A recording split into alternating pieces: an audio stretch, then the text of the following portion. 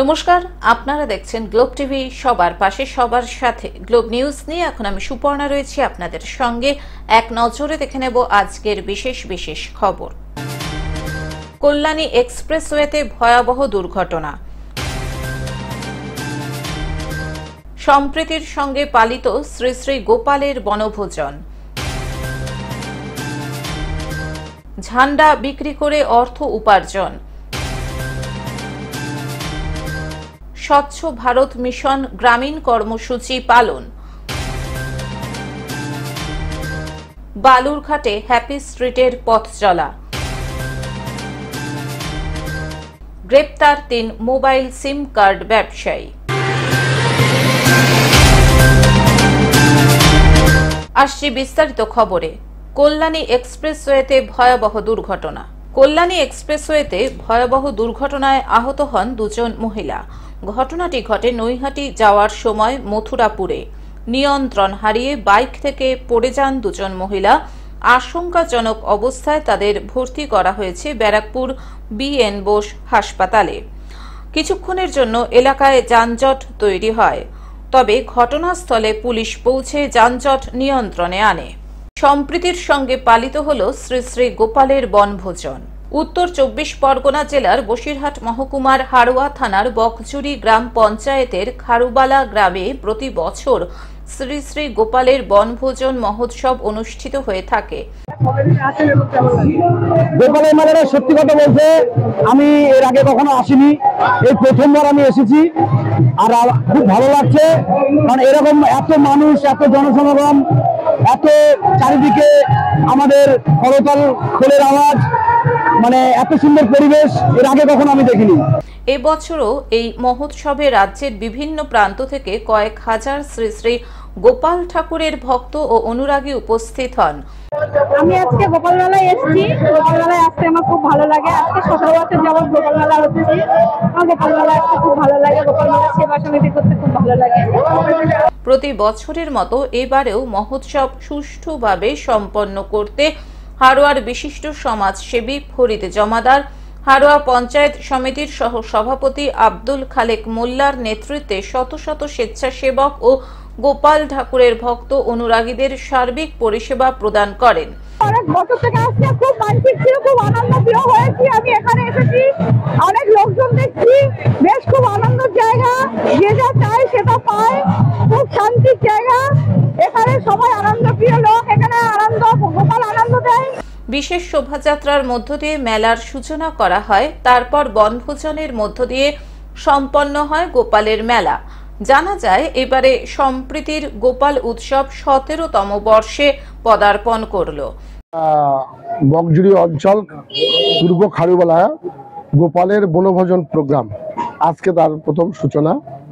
আমরা র্যালিতে হাঁটলাম। আমাদের প্রিয় ব্লক সভাপতি সম্মানীয় ফরিদ জমাদার সাহেব আছেন, প্রাক্তন প্রধান হারান মন্ডল, তার টিম, আমাদের মানিক থেকে শুরু করে আমাদের অঞ্চল সভাপতি আস্তাবুজার পুটে ভাই এবং আমাদের বকজুড়ি অঞ্চল নেতৃত্ব, শালিপুর, কুলটি, সোনাপুর সহকারে সমস্ত নেতৃত্ব আমার এখানে উপস্থিত। বসিরহাট থেকে শ্যাম বিশ্বাসের রিপোর্ট, গ্লোব নিউজ। ঝান্ডা বিক্রি করে অর্থ উপার্জন। মহাকুম্ভ স্নান করতে বহু পুণ্যার্থী যাচ্ছেন বিভিন্ন জায়গা থেকে। কেউ ট্রেনে, কেউ 4 চাকা গাড়িতে, কেউ মোটর বাইকে। গাড়িগুলিতে লাগানো রয়েছে ধর্মীয় ঝান্ডা, আর এই ঝান্ডা বিক্রি করে অর্থ উপার্জন করছেন 4 জন যুবক। সেই ছবি দেখা গেল আসানসোলের পশ্চিম বাংলা ও ঝাড়খণ্ড সীমানার 19 নম্বর জাতীয় সড়কের ডুবুরডিহি চেকপোস্টের ধানবাদগামী রাস্তায়, যেখানে কুম্ভস্নান করতে যাওয়া যাত্রীরা গাড়ি থামিয়ে এই ঝান্ডা কিনে গাড়িতে লাগাচ্ছেন এবং কুম্ভ স্নান করার জন্য নিজেদের গন্তব্যের উদ্দেশ্যে রওনা দিচ্ছেন। এই বিষয়ে বিক্রেতা যুবকেরা বলেন, অনেকে গাড়িতে আগে থেকেই ধর্মীয় ঝান্ডা লাগিয়ে আসছেন, আবার অনেকে আমাদের কাছ থেকেও কিনে নিজেদের গাড়িতে লাগিয়ে নিচ্ছেন। আপনারা কোথায় যাচ্ছেন? প্রয়াগরাজে। কোথা থেকে আসছেন? কলকাতা দমদম থেকে। সবাই ঠাকুরের নাম করে যাচ্ছে, সেখানে ঠাকুরের নাম করে আর ঝান্ডা বাজছে। ওদেরও চাকরি হচ্ছে, ওদের কাজ করছে, ওরা টাকা পাচ্ছে, আমার জন্য ওরা খাটাখাটনি করে দিতে পারছে। যুবকেরা বলেন 50 টাকা করে এক একটি ঝান্ডা বিক্রি করা হচ্ছে ও গাড়িতে বেঁধে দেওয়া হচ্ছে। হনুমান, শিবজি সহ বিভিন্ন দেবদেবীর ছবি রয়েছে এই ঝান্ডাতে। এই ঝান্ডা খুবই জনপ্রিয় কুম্ভ যাত্রীদের কাছে। ওই যুবকেরা বলেন, সারাদিনে আমরা 100 থেকে 150 টাকা উপার্জন করি। এই বিষয়ে কুম্ভ যাত্রীরা বলেন, যুবকেরা কাজ করছেন, গাড়িতে ঝান্ডা বেঁধে দিচ্ছেন, সবাই ঠাকুরের নাম করে যাচ্ছেন কুম্ভ স্নান করতে। ঝান্ডা ভোলে বাবা আছে, রাম আছে, বজরংবলী আছে। কি জন্য ঝান্ডা বিক্রি হচ্ছে? কুম্ভ মেলার জন্য। সব গাড়ি দাঁড়াচ্ছে? সব গাড়ি তো দাঁড়ায়নি, মানে বাইচান্স যা লাগা নেই ঝান্ডা ও দাঁড়ায়নি। আসানসোল থেকে সৌমিত্র গাঙ্গুলির রিপোর্ট, গ্লোব নিউজ। স্বচ্ছ ভারত মিশন গ্রামীণ কর্মসূচি পালন। শনিবার স্বচ্ছ ভারত মিশন গ্রামীণ কর্মসূচি পালিত হল পূর্ব বর্ধমান জেলার কাটোয়া 2 নম্বর ব্লকের করুই গ্রাম পঞ্চায়েত এলাকায়। স্বচ্ছ ভারত মিশন গ্রামীণ কর্মসূচি উপলক্ষে করুই গ্রাম পঞ্চায়েতের মেঝিয়ারি বাজারে অনুষ্ঠিত হল একটি পদযাত্রা। উপস্থিত ছিলেন জেলা পরামর্শদাতা শ্রাবণী দাস, করুই গ্রাম পঞ্চায়েতের সদস্য সুকেশ চ্যাটার্জি, করুই গ্রাম পঞ্চায়েতের সদস্য অমিয় চৌধুরী, করুই মোনালিসা সংঘের চেয়ারম্যান তপতি ঘোষাল সহ পঞ্চায়েতের ভিআরপি কর্মী ও স্বনির্ভর গোষ্ঠীর সদস্যরা। করুই গ্রাম পঞ্চায়েতের পক্ষ থেকে আমরা প্রতিনিয়ত এই প্লাস্টিক যে ভয়াবহতা তাকে রুখে দেওয়ার জন্য বিভিন্ন প্রান্তে আমরা করুই গ্রাম পঞ্চায়েতের পক্ষ থেকে ভিআরপি, ভিসিডি, আমাদের স্বয়ম্বর গোষ্ঠী, পঞ্চায়েত সদস্য সহ পঞ্চায়েতের স্টাফ যারা রয়েছেন তাদেরকে নিয়ে আমরা এই পরিকল্পনা গ্রহণ করেছি এবং আমাদের 3টে গাড়ি আছে, নিয়মিতই চলে। একটা গাড়ি অকেজ অবস্থা আছে, বিডিও সাহেব সেটা আমাদেরকে সারিয়ে দেবেন এবং আমরা একটা নির্দিষ্ট ডেট করে, আগে এখানে যেটা তুলতাম বন্ধ আছে বর্তমানে, আবার আমরা সেটা চালু করব। এদিন মেঝিয়ারি বাজারে প্লাস্টিকের ব্যবহার বন্ধ, পরিবেশ সুরক্ষা বিষয়ে বার্তা দেওয়া হয় করুই গ্রাম পঞ্চায়েতের পক্ষ থেকে। গ্রামবাসীরা যাতে অসুখ বিসুখের হাত থেকে নিষ্কৃতি পান, তাই কঠিন বর্জ্য ব্যবস্থাপনার মাধ্যমে গ্রামীণ পরিবেশকে নির্মল রাখা একান্ত জরুরি বললেন করুই গ্রাম পঞ্চায়েতের সদস্যরা। আজকে আমাদের কর্মসূচি শুরু হয়েছে সকাল 8টা থেকে এবং 12টা পর্যন্ত আমাদের চলবে। আমাদের যে কর্মসূচির মূল উদ্দেশ্য হচ্ছে সেটা হলো যে আমাদের কাটোয়া 2 নম্বর ব্লকের অন্তর্গত করুই গ্রাম পঞ্চায়েতের আমাদের গ্রাম পঞ্চায়েতের সকল কর্মীবৃন্দ এবং তার সাথে আছেন ভিআরপি, সংঘনেত্রী, এনএস আছেন। আমরা সবাই মিলে একটাই বার্তা যে আমাদের করুই গ্রাম পঞ্চায়েতকে আমরা মডেল করব এবং তার জন্য আমাদের গ্রামগুলোকে পুরো স্বচ্ছ, সুন্দর এবং পরিচ্ছন্ন আমরা রাখব। কাটোয়া থেকে রাহুল রায়ের রিপোর্ট, গ্লোব নিউজ। বালুরঘাটে হ্যাপি স্ট্রিটের পথ চলা। বর্তমানে কর্মব্যস্ততার যুগে শরীরের পাশাপাশি মনকে প্রফুল্ল ও নির্মল রাখার লক্ষ্যে 23 ফেব্রুয়ারি রবিবার সকালে বালুরঘাট সহ সারা দক্ষিণ দিনাজপুর জেলায় বালুরঘাট পৌরসভা ও দক্ষিণ দিনাজপুর জার্নালিস্টস ক্লাবের উদ্যোগে এবং দক্ষিণ দিনাজপুর জেলা প্রশাসনের সহযোগিতায় শোভা মজুমদার সরণিতে শরীর চর্চার পাশাপাশি বিভিন্ন বিনোদন অনুষ্ঠানের মাধ্যমে হ্যাপি স্ট্রিট নামক প্রভাতী অনুষ্ঠানের পথ চলা শুরু হলো। যে ফার্স্ট টাইম বালুরঘাটে আমরা হ্যাপি স্ট্রিট পালন করলাম, তো নতুন আইডিয়া ছিল, একটা নতুনত্ব আমরা বালুরঘাটবাসী তথা জেলাবাসীকে দিতে চাইছিলাম।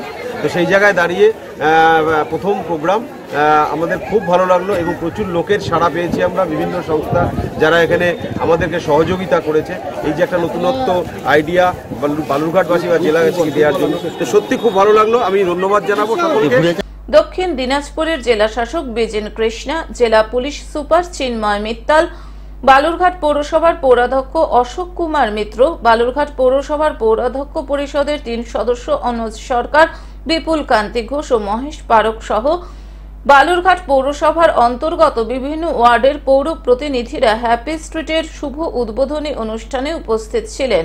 সফল হতে চলেছে, সফল হয়েছে এবং আগামী দিনেও সফল হবে, এটা আমরা আশা করতেই পারি। আমরা চেষ্টা করব যে বালুরঘাট শহরবাসীকে এই হ্যাপি স্ট্রিট আমরা মাসে 2টো বা 4টে করে এই হ্যাপি স্ট্রিট উপহার দেওয়ার জন্য আমরা এটা আজকের থেকে এখানে ঘোষণা করছি যে আমরা এটা করার চেষ্টা করব। এবছর দক্ষিণ দিনাজপুর তথা সারা গৌরবঙ্গের মধ্যে প্রথম রঞ্জি ট্রফি খেলোয়াড় বালুরঘাটের গর্ব বালুরঘাটের ভূমিপুত্র সুমিত মহন্তকে হ্যাপি স্ট্রিটের অনুষ্ঠান মঞ্চে সংবর্ধনা জ্ঞাপন করা হয়। হ্যাপি স্ট্রিটের অনুষ্ঠানে যোগ, প্রাণায়াম, জুম্বা ডান্স, নাচ, অঙ্কন, চিত্রকলা ও ছোট ছোট শিশুদের বিনোদনের জন্য নানা প্রকারের ক্রীড়া সরঞ্জাম রাখা হয়।